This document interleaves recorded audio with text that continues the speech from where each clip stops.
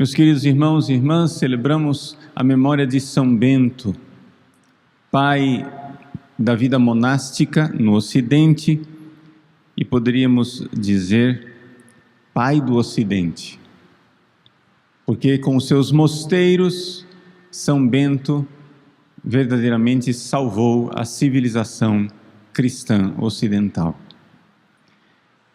São Bento viveu no século VI, na Itália. Ele foi educado pela sua família nas melhores escolas. Ele foi para Roma para estudar.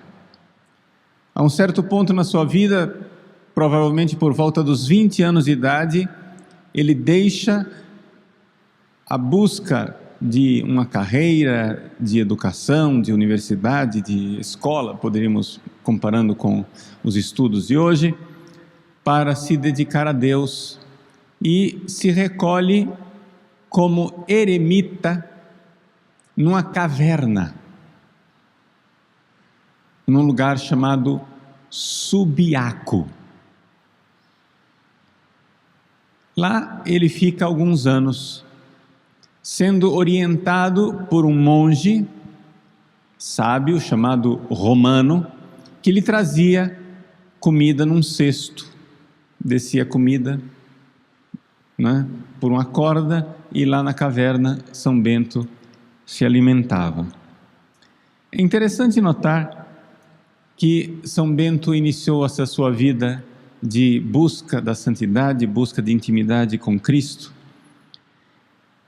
E é aqui que vem este motto, esta frase que eu fiz questão de colocar no frontispício do meu site: Christo nil preponere, nada antepor a Cristo, nada vem antes de Jesus. Em primeiríssimo lugar vem Cristo, todo o resto vem depois. E é isso que nós recitamos na própria oração da coleta da missa de hoje. São Bento, então, partindo, colocando Cristo em primeiro lugar, viveu uma vida de eremita.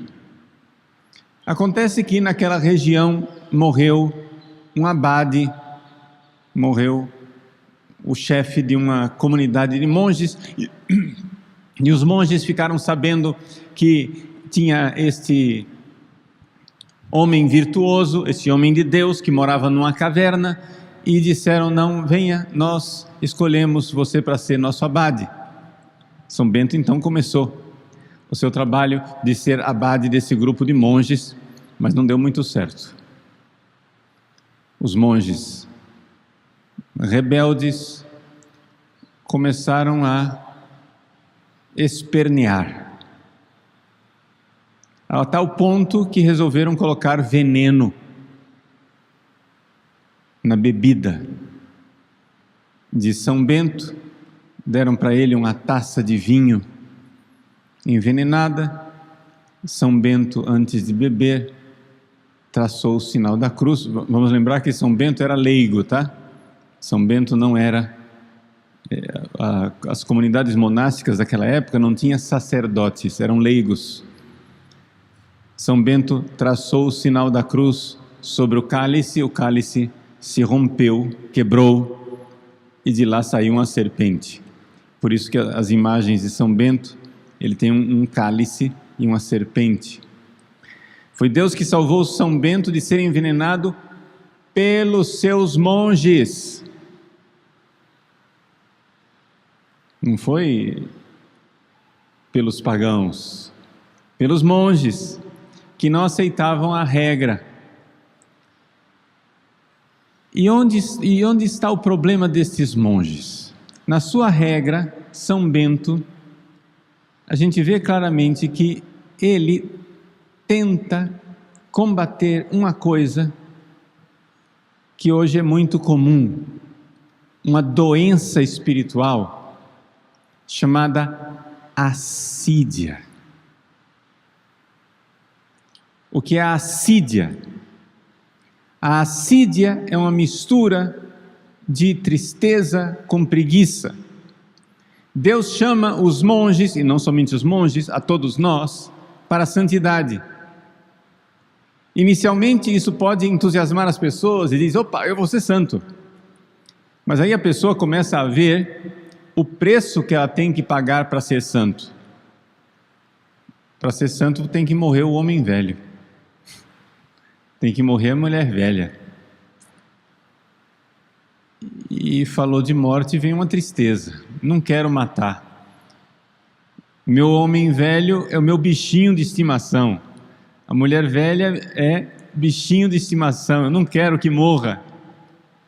Nossos pecadinhos de estimação, nossas desordens de estimação, nossas misérias de estimação.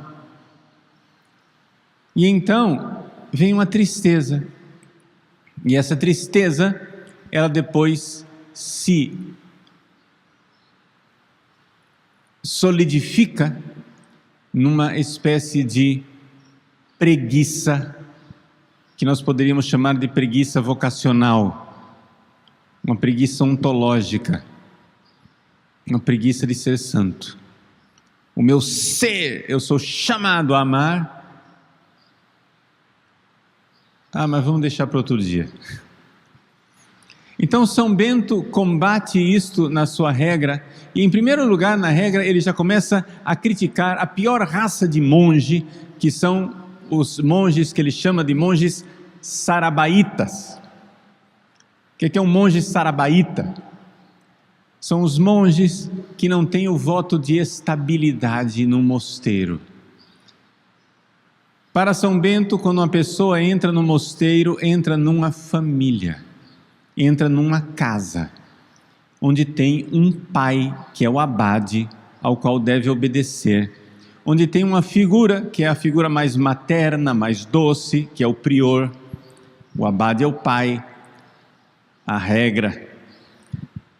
O prior é aquele a quem é o irmão mais velho, a quem recorrem os outros irmãos, apelando por misericórdia. Mas nessa estrutura de estabilidade, figura de pai, figura de mãe, nós vemos em primeiríssimo lugar um compromisso de São Bento por uma realidade bastante bonita, porém bastante dura, chamada família. Qual é a nossa tendência? A gente enjoa da família, vai para outro lugar, imigra.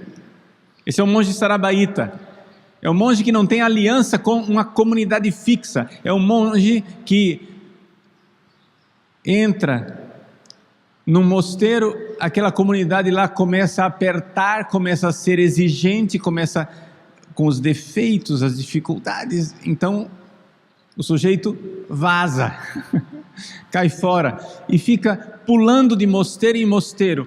A regra de São Bento fala, número 1, de estabilidade,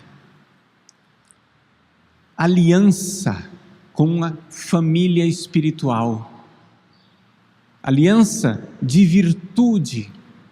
Vejam como é um modelo de família cristã e como esse modelo de família dos monges foi modelando as famílias biológicas e reformulando a ideia de família, cristianizando a ideia de família.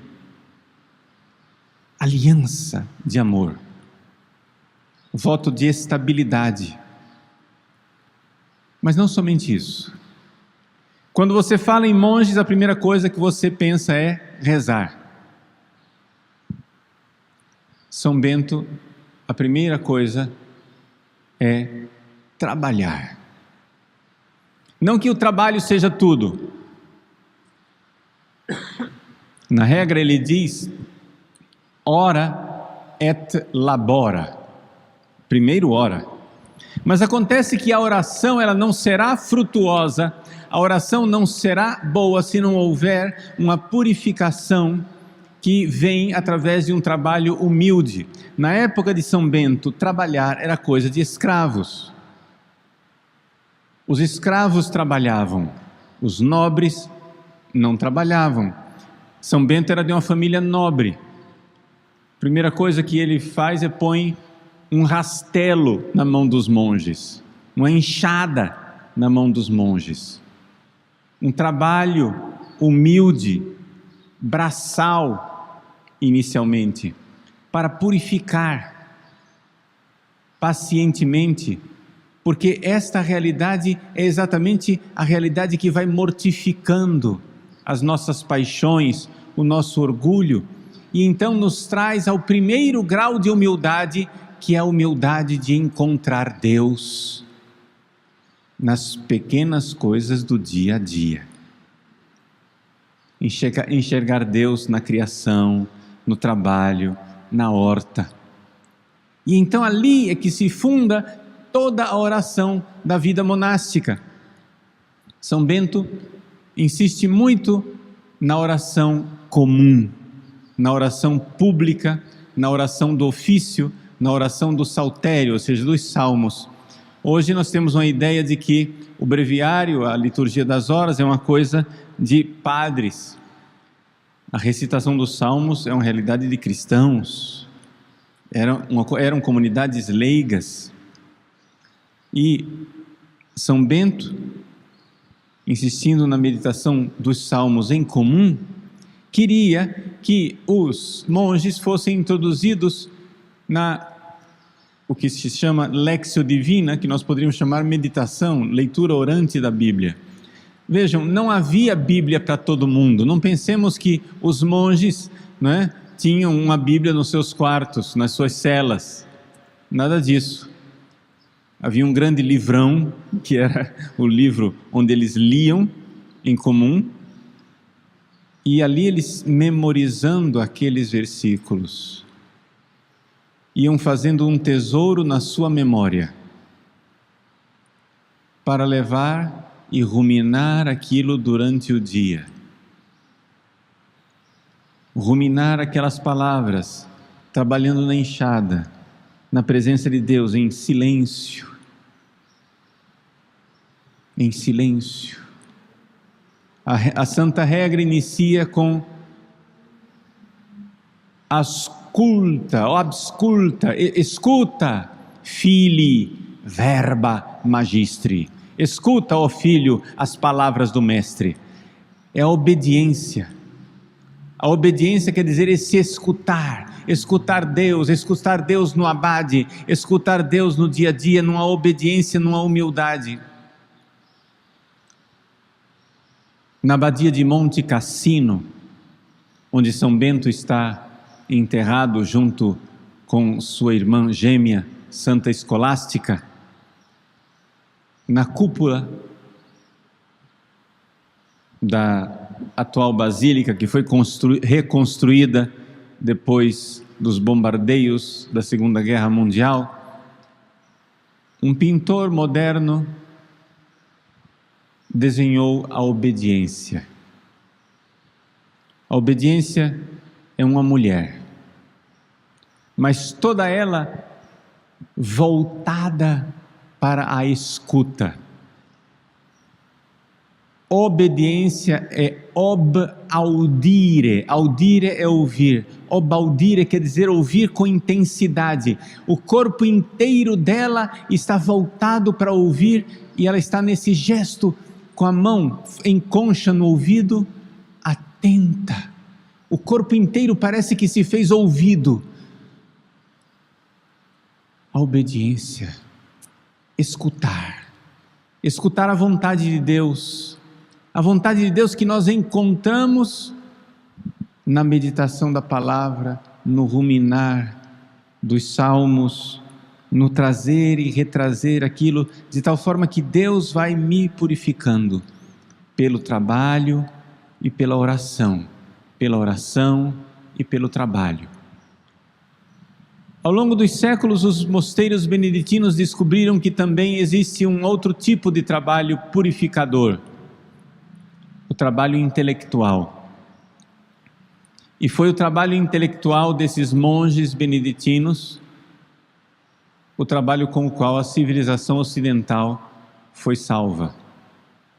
Monges, durante séculos, nos seus scriptoria, iam copiando manuscritos.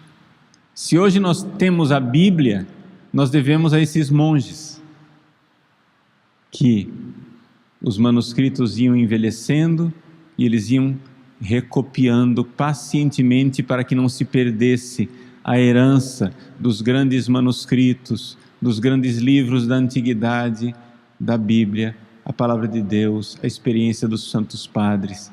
Foram eles quem cultivaram tudo isso, não cultivaram somente nas estantes de suas bibliotecas, mas cultivaram também no escrínio, no tesouro de seus corações. Meus queridos, em breves pinceladas, essa é a herança de nosso grande pai São Bento. Uma herança de santidade em família. Voto de estabilidade numa família, não fugir da família. Trabalho humilde. Meditação constante da palavra de Deus. Uma meditação que é levada para o trabalho, para o dia a dia, de tal forma que não haja duas vidas, mas uma vida só. A vida de silêncio, recolhida, meditativa, onde na biblioteca do nosso coração nós nos tornamos como aquele pai de família que descreve o Evangelho. Nós vamos tirando desse tesouro coisas novas e velhas. Nesse trabalho, a configuração a Cristo. Nos graus de humildade pelos quais o monge vai passando, ele vai crescendo espiritualmente. O caminho do crescimento é para baixo, como Cristo, que se fez obediente até a morte, e morte numa cruz. A obediência e a humildade, por amor a Ele, santificam, configuram e fazem de nós santos, corações que nada antepõem a Cristo.